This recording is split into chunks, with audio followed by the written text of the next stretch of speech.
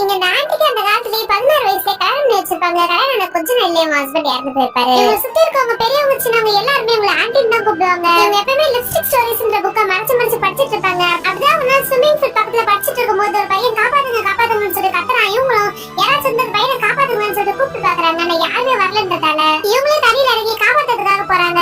அந்த பையன் இந்த பாட்டி கிட்ட சும்மா விளையாடி இருக்கான். கடைசியில பார்த்தா அந்த ஆண்டிக்கு ஸ்விம்மிங் தெரியாம முழுக ஆரம்பிச்சிடுறாங்க. அங்க குட்டி பசங்களுக்கு ஸ்விம்மிங் சொல்லி தர பையன் ஒருத்தர் இருப்பான். அவன் தான் கடைசியில வந்து காப்பாத்துவான். நீச்சல் அடிக்க தெரியாம எதுக்கு தண்ணியில இறங்குன்னு சொல்லிட்டு திட்டிட்டு இருக்கான். அப்படி உங்களுக்கு நீச்சல் கத்துக்கணும்னா வாங்க நான் சொல்லி தரேன்னு சொல்றான். இப்ப நாட்டுக்கு இவங்களை காப்பாத்த பையனை பிடிச்சு போறதால இப்ப ஸ்விம்மிங் டெஸ்ட் வாங்க போனா பக்கத்து பொண்ணு பார்த்துட்டு ஓடுறாங்க. இதை பாக்குற அந்த பொண்ணு என்ன ஆண்டி ஸ்விம்மிங் டெஸ்ட் தான் வாங்க போறீங்க, நானே ஸ்டார்ட் பண்ணி தரேன் வாங்கன்னு சொல்லிட்டு அவங்களே இப்ப ஸ்டார்ட் பண்ணி தராங்க. இப்ப வாங்க ஸ்விம்மிங் டெஸ்ட் போட்டுட்டு நீச்சல் கத்துக்கிறாங்க. ஏதோ ஒரு பொண்ணு பேசுற மாதிரி அவனுக்கு கால் பண்ணி இப்ப தயங்கி பேச ஆரம்பிக்கிறாங்க. அவனும் இந்த பொண்ணு தான் பேசுறான்னு இவங்க கிட்ட கேஷுவலா பேச ஆரம்பிச்சிடறான். அவனே பாருமா அவங்களோட நேம் என்னன்னு சொல்லி கேக்குறா. இவங்களும் அவங்க படிக்கிற புக்ல இருக்கிற ரோசின்ற நேம் சொல்லிட்டாங்க. பேசுறது ஒரு ஆண்டி தெரியாம இவனும் இப்ப லவ் பண்ணவே ஆரம்பிச்சிடுறான். ஒரு நாள் அந்த பையன் இவங்களை பார்க்கணும்னு சொல்லி கேக்குறான். இவங்களும் திருவிழால மீட் பண்ணலாம்னு சொல்லிட்டாங்க.